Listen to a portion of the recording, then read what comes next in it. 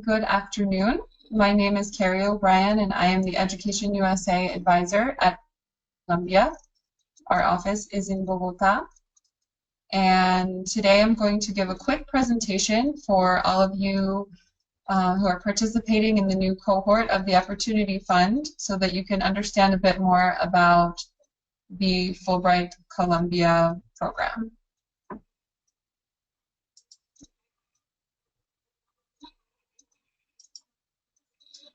So first thing to know about Fulbright is that it is located all around the world. It is a worldwide program sponsored by the U.S. Department of State, and it was created in 1945 by a senator named J. William Fulbright. Like I mentioned, it's present in 157 countries in the world and is now making up a network of almost 400,000 alumni. The program first opened in Colombia in 1957, so very soon we're going to be completing our 60th anniversary in Colombia. And we have today about 4,000 people who make up the network of alumni from the Fulbright Columbia program. As you already know, the Opportunity Fund is supporting your costs to apply to undergraduate and graduate programs in the United States. So this slide should be very relevant for you all because the United States is the #1 destination for international students. And that's based on many different factors like academic excellence, the diversity and flexibility in order to study between different academic faculties, for example, is very common in the US. There are over 1,700 universities that offer graduate programs. So you have quite an offer at the higher education level in the US. And the scientific laboratories and the installations on campus are state-of-the-art. There are also more than 600 areas of study to choose from, so you have plenty of options when you're deciding what major or what academic area you want to focus on for your undergraduate or graduate studies.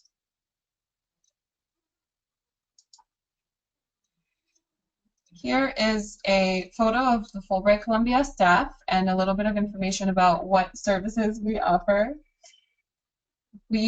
For our applicants and for those who are selected from our call for application for the graduate grants, we offer support during the whole process of applying to U.S. universities.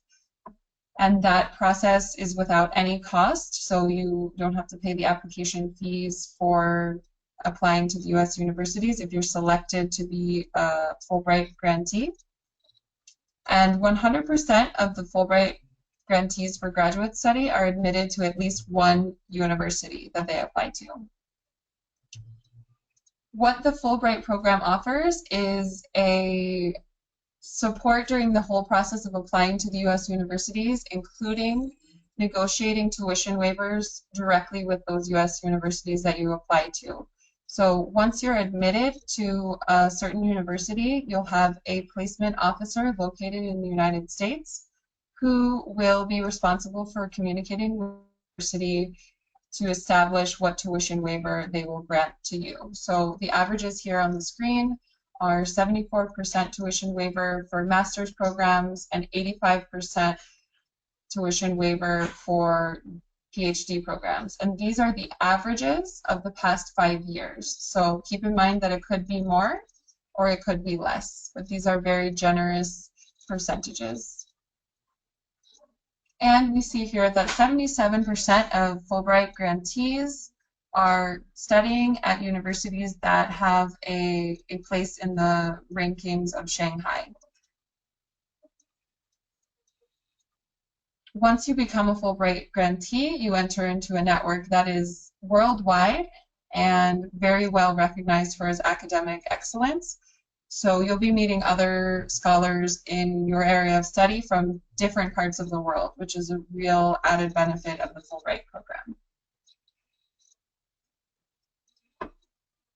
Today I'll be presenting to you all a bit about our graduate level grants, because those are the most appropriate to be sharing with you today, considering that you will be either entering to take on your undergraduate studies or your graduate studies in the US. And so this information should be very relevant to the whole cohort of Opportunity Fund this year.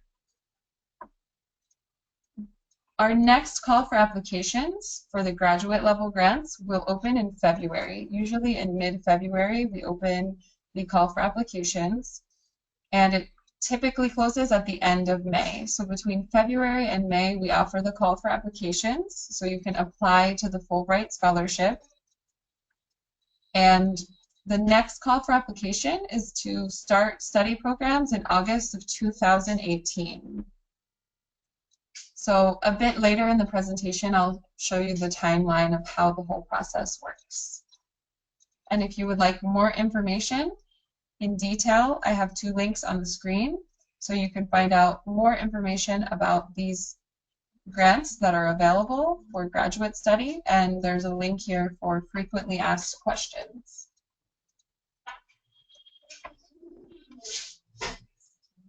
Now we're going to go over the general requirements for the Fulbright grants for graduate study. So you have to have Colombian nationality in order to participate in the call for applications. You need to have your professional degree, and you should have your diploma by December before the call for application. So not only should you have graduated, but you should have in your hand your diploma with your professional title at the very latest in December before the next call for application, so this December. You require academic excellence, which is defined differently depending on which grant you apply to, but typically it's a 3.8 over 5 on the Colombian scale. If you are applying to a grant for PhD study, we ask that you have a previous master's degree or experience in research for at least 2 years. No matter which grant you apply to in this portfolio of graduate level grants, we want to demonstrate some sort of impact that you hope to have on Colombia as a result of your studies in the US. So we ask for 2 essays. One is the study research objective, and the other is the personal statement. And in both of those, you should really make sure that you're outlining a bit about your past academic formation, your work experience, your research experience, any publications that are relevant to your studies and what you want to pursue in the US. And explain what is your academic goal, what studies and research do you want to undertake in the US, and why will that be important when you come back to Colombia? What kind of future goals do you have for after your studies, and how will it impact in a positive way Colombia? We ask for 2 letters of recommendation, and ideally they will both be academic in nature from professors that know you and can talk about your ability to succeed in graduate studies in the US. We also ask for the results of an English exam, and we accept 3 different types: the TOEFL IBT, TOEFL ITP, or the IELTS academic. So we ask for a minimum score for each one of those. For the TOEFL IBT, it would be 80. For the ITP, it's 567. And for the IELTS academic, it's 6.5. So that's a B2 level of English that we ask for in order to apply for a Fulbright graduate level grant. Some of the grants ask for the GRE exam as well, but I recommend that you stay aware of the next portfolio and review each grant and what are the requirements. For every single grant that we provide in this portfolio, we require that as soon as you finish your studies in the US, you return to Colombia and live and work in Colombia for a minimum of 2 years. And I will present to you now a little bit about what the includes, what does it cover. This is general information and each grant could vary, so I also recommend that in February you review the new portfolio and all of the different benefits of each grant. But in general, the grants cover the process and cost of applying to up to 5 U.S. universities. And remember, in order to apply to the Fulbright call for application, you don't need a letter of admission from a university. If you have a letter of admission, that's okay. And you can always ask, for example, for a deferral from that university that you're admitted to. Because remember, if you apply to this call for applications in February of 2017, it would be for starting your studies in August of 2018. The grant also covers your flights, round-trip flights to the US, the cost of your visa, as well as if you have any dependents, it would cover the cost of the visa for any dependents that you would bring to the US with you.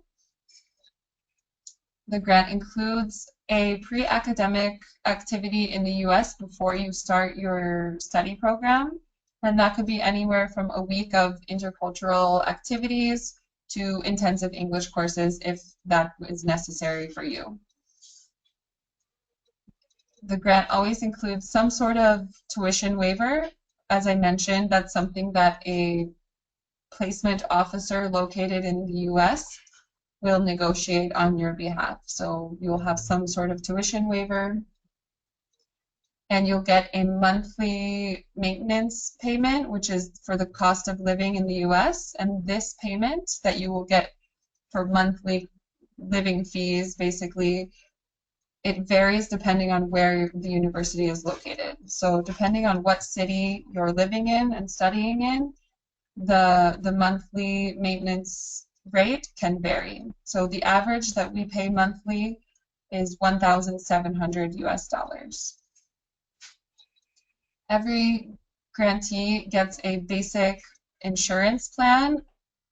Many times the US universities will ask you to buy their university insurance plan in addition to the one that Fulbright gives you, so just keep that in mind. And throughout the entire process, you'll receive support from Fulbright staff during your application process, once you've been awarded the grant, and after when you come back to Columbia. There are some restrictions. For example, if you have double nationality, if you have Colombian and US citizenship, you are not able to apply for a Fulbright graduate level grant. But if you have double citizenship with Colombia and a non-US country, that's permissible. You cannot apply if you are already taking on studies at the master's or doctoral level in the US, or if you have already been a grantee of this same portfolio. So if you already received a Fulbright graduate grant, you cannot apply for another one. And if you have lived in the US for the past 5 years consecutively, you cannot apply for a Fulbright graduate grant. The Fulbright program excludes areas that, certain areas of study like MBA or clinical health areas. So keep in mind that there are certain study areas that are excluded by this portfolio. And that mostly the clinical health has to do with restrictions that come with the type of visa that we give for the Fulbright grantees. So you won't be able to have any contact with patients on that particular visa. But if you want to study in some sort of area of health that does not involve clinical patient contact, that's okay.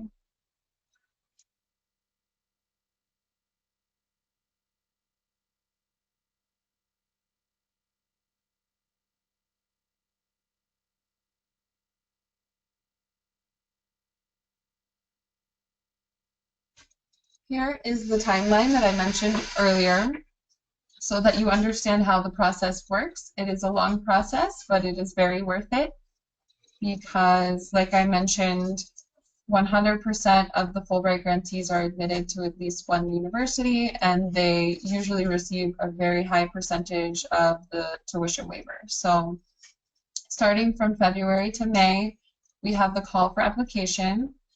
This is a timeline from the previous application cycle, but you'll basically just change the years from 2016 to 2017 and 2017 to 2018. So from February to May, you apply to the grant. And remember, you don't necessarily need admission to any university, but if you have it, that's okay as well. You can include that in your application.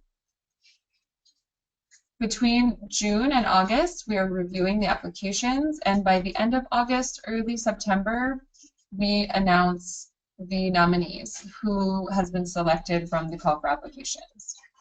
And those people who were selected will be working between August and November and getting all of their documentation ready for working with the placement agencies in the US. Those are who will help you apply to the US universities. So you'll get all of your required documents ready to apply to up to 5 universities, which you'll apply between November and January, and you'll start receiving the results of your applications around between March, April, and May. In May, we have the ceremony for our grantees, where we actually give you the scholarship officially.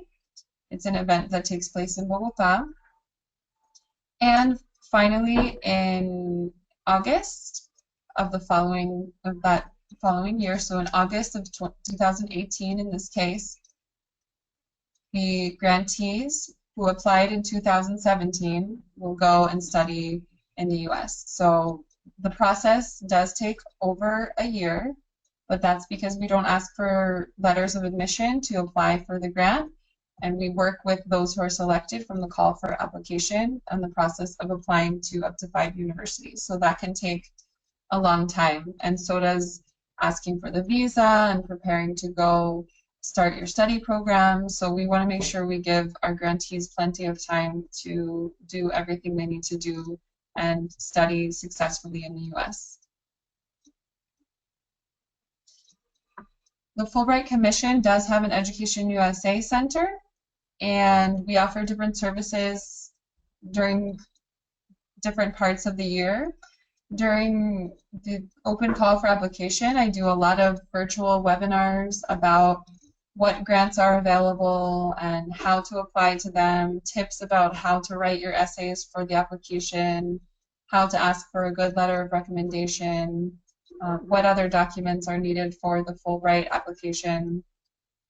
And we have a small resource library as well. If you need to study for the TOEFL or the GRE, you can come take a look at the books or read about different universities in the United States and find different study programs. So don't forget that Education USA is in different regions of Colombia, and I'm sure you already have your advisor, so you can take advantage of all of those materials at the Education USA Center in your region.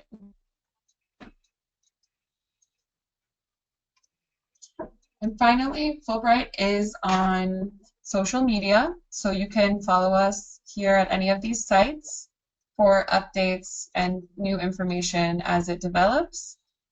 Our webpage is fulbright.edu.co, and my email is at the bottom of the screen. If you have any follow-up questions after watching this presentation, feel free to email me. Again, my name is Carrie O'Brien, and I'm the advisor here at the Fulbright Commission. So any questions that you have about the Fulbright graduate grants and how to apply or when to apply or what to do, feel free to send me an email and I'm happy to help. Thank you very much for listening and good luck.